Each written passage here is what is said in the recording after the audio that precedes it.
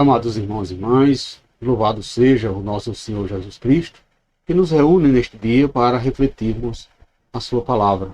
É sempre bom louvarmos e agradecermos ao Senhor nosso Deus e receber dele a sua palavra, que é a luz para o nosso caminho. A sua palavra que nos renova, que nos dá ânimo para vivenciarmos o nosso dia a dia. Hoje, dia 23 de outubro, sábado da 29ª semana do Tempo Comum. Estamos concluindo assim essa semana da 29ª semana do Tempo Comum. Então hoje vamos refletirmos o Evangelho de Lucas, no capítulo 13, versículo de 1 a 9. O Senhor esteja convosco, Ele está no meio de nós. Proclamação do Evangelho de Jesus Cristo, segundo Lucas. Glória a vós, Senhor. Naquele tempo vieram algumas pessoas trazendo notícias a Jesus a respeito dos galileus que Pilatos tinha matado, misturado seu sangue com um dos sacrifícios que oferecia. Jesus lhe respondeu: Vós pensais que esses galileus eram mais pecadores do que todos os outros galileus, por terem sofrido tal coisa? Eu vos digo que não. Mas, se vós não vos converterdes, ireis morrer todos do mesmo modo.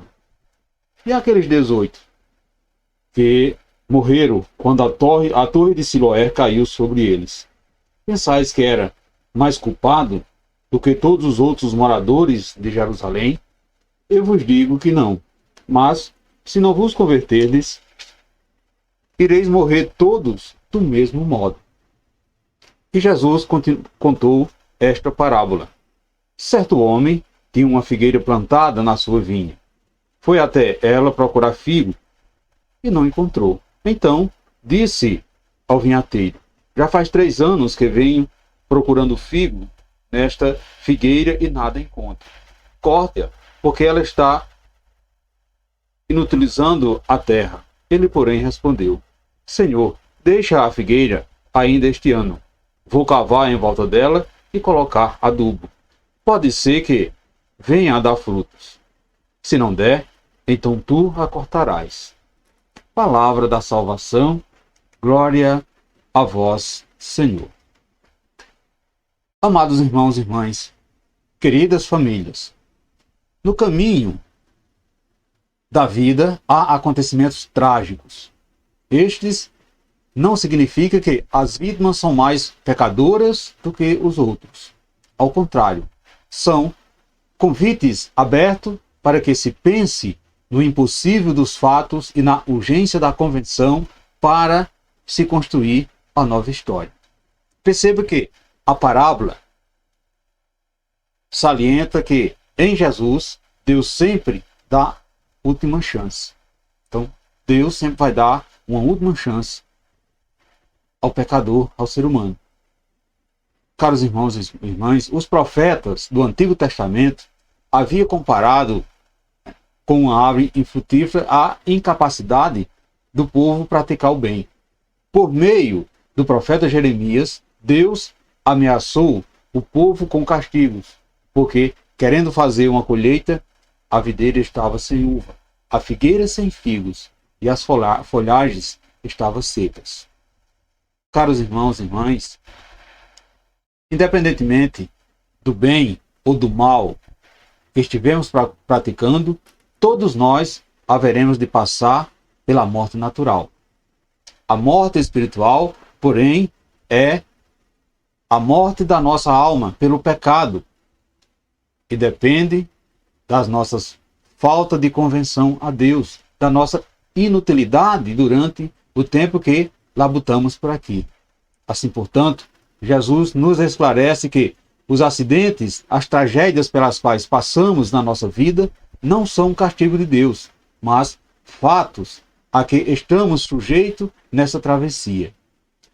Deus não quer a morte do pecador, mas a sua conversão, a sua mudança de vida. Isso mesmo, Deus quer a nossa conversão, a nossa mudança de vida. Às vezes, pensamos as coisas ruins que nos acontecem são punição de Deus por causa do nosso pecado. Quantas vezes não pensamos isso, né? As coisas más que acontecem a nós são castigo de Deus. É Deus que quis assim. Perceba que quando estamos reconhecendo que somos culpados, carregamos um fardo pesado e entendemos que seremos condenados pelas nossas ações. Por outro lado, quando nos consideramos bonzinhos e merecedores, achamos que somos injustiçados pelas coisas ruins que batem à nossa porta. Jesus, porém, nos exorta: se não vos converterdes, se permanecerdes no erro, no pecado, permanecer na desobediência, serão também naturais as más consequências que sofreremos. Amados irmãos e irmãs, o Senhor nos dá a chance, precisamos apenas aproveitá-las. Por isso, ele conta a parábola da figueira, a fim de que percebamos a paciência e o cuidado que o Pai tem a fim de que não nos perecemos. A nossa conversão e a mudança de vida são condições para que também não morramos nos nossos pecados. Isso é, espiritualmente. A morte espiritual vem em consequência da nossa escravidão ao pecado que nos afasta de Deus. E assim vai desarmonizar a nossa alma, impedindo-nos de dar bons frutos. Somos então, amados irmãos e irmãs, como uma figueira que foi plantada no meio da vinha de Deus. Estamos ocupados, né? Ou seja, estamos assim ocupando um espaço, recebemos assistência e há também um vinhateiro que cuida de nós com paciência de mestre. Apesar disso, nos obstinamos em permanecer do jeito que somos e perseveramos assim, preservamos a nossa individualidade de pecadores. Portanto, Jesus, amados irmãos e irmãs, Jesus é o vinhateiro a quem um pai entregou a sua vinha. Mas quem acolhe até mesmo que são os diferentes. Cabe a cada um de nós nos deixarmos cavar, nos deixarmos adubar, deixarmos regar, a fim de que possamos dar frutos da justiça, santidade, paz, amor, para alimentar o mundo. O Senhor é paciente. O Senhor permite a cada dia que assumamos o lugar e o compromisso com a sua vinha.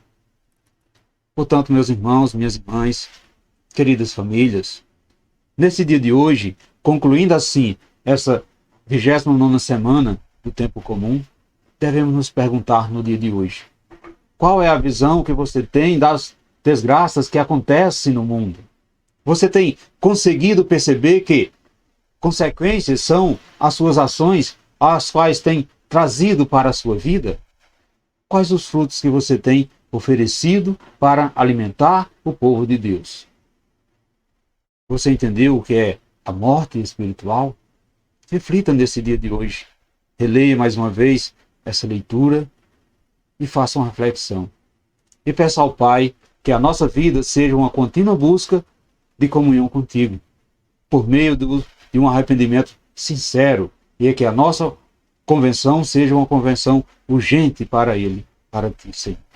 Louvado seja o nosso Senhor Jesus Cristo, para sempre seja louvado. Deixo um abraço fraterno a todos vocês, a todas as famílias, e que tenhamos assim um sábado repleto da graça de Deus. E que desça sobre cada um de nós, desça sobre a sua família, a bênção desse Deus Todo-Poderoso, Ele que é Pai, Filho e Espírito Santo. Amém. Fiquemos e permanecemos sempre, sempre nessa paz que vem de Cristo, que é o nosso Salvador, agora e sempre. Amém.